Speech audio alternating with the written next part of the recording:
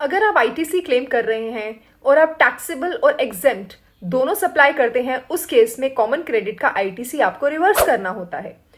अब इस रिवर्सल के लिए दो जरूरी बातें जो आपको ध्यान में रखनी है। ये रिवर्सल होता है exempted turnover to total turnover की रेशियो में। अब एग्जेम्प्टेड टर्नओवर कैलकुलेट करते हुए इंटरेस्ट ऑन डिपॉजिट्स जो कि एग्जेम्प्ट है अंडर जीएसटी लॉ, उसको कंसीडर नहीं किया जाएगा only for the purpose of calculating proportionate reversal ratio. For example, मान लिया जाए आपका टर्नओवर है 100 रुपये इन अ ईयर और जिसमें से 20 रुपये परटेन करता है एग्जेम्प्टेड टर्नओवर का, तो आपकी रिवर्सल रेशियो आप कैलकुलेट करते हैं 20 डिवाइडेड बाय 100, दैट इज 20%। पर अगर इस 20 में से 5 ऐसा है जो इंटरेस्ट ऑन डिपॉजिट्स का है, तो उस केस में 20 - 5 मतलब 15 will be your exempted turnover and 15.8% will be your proportionate reversal ratio.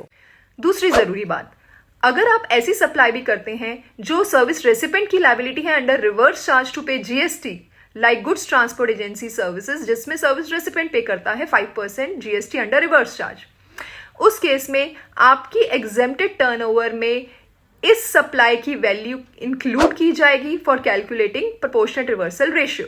इसको अगर हम अपने एग्जाम्पल से देखें, जहां पर 15 एग्जेम्प्ट इनकम थी और 5 इंटरेस्ट ऑन डिपॉजिट था और अनदर 15 अगर हम माने कि जीटीए सर्विस है, तो उस केस में हमारा प्रोपोर्शनेट रिवर्सल होगा 15 exempt income plus 15 GTA service turnover to total 30। 31.5 will be our proportionate reversal ratio. दोस्तों, रखिएगा अब इन बातों का ध्यान। ऐसे ही जीएसटी अपडेट्स जानने के लिए देखते रहिए मेरे videos by CA Mamta Saluja. Thank you.